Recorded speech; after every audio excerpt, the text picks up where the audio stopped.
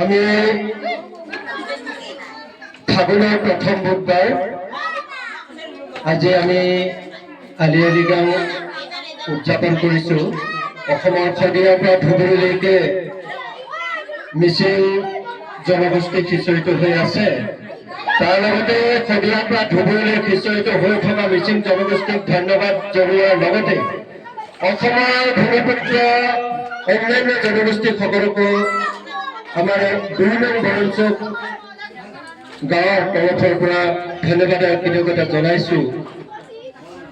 আলি আই লৃগাঙৰ পৰম্পৰাটো ব্যাখ্যা কৰিবলৈ যাওঁতে বহুত সময় আৰু প্ৰয়োজন হয়।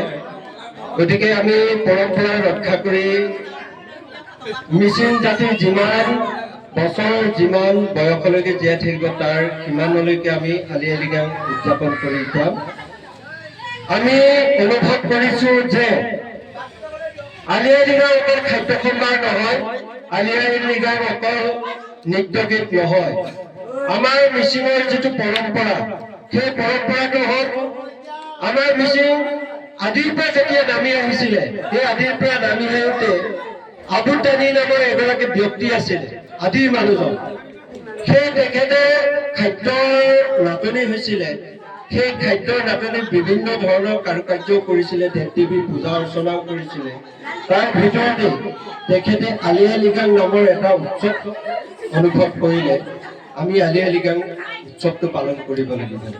সেই সন্দৰ্ভতে আবুতানিৰ আদৰ্শক লৈ পেলাই আজি মিচিংসকলে তাহানি যুগৰ পৰা বৰ্তমানলৈকে আমি পৰম্পৰাগতভাৱে আলি আই লৃগাং উৎসৱটো উদযাপন কৰি আহিছো।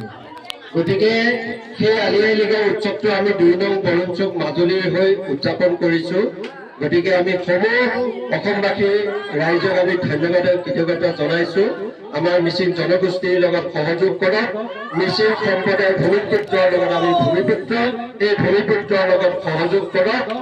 তাকে কৈ মোৰ সমবক্তব্য সামৰণি মাৰিছো। মিচিং লৃগাং উইলৈ, আলি আই লৃগাং উইলৈ, আলি আই লৃগাং উইলৈ, মিচিং লৃগাং উইলৈ।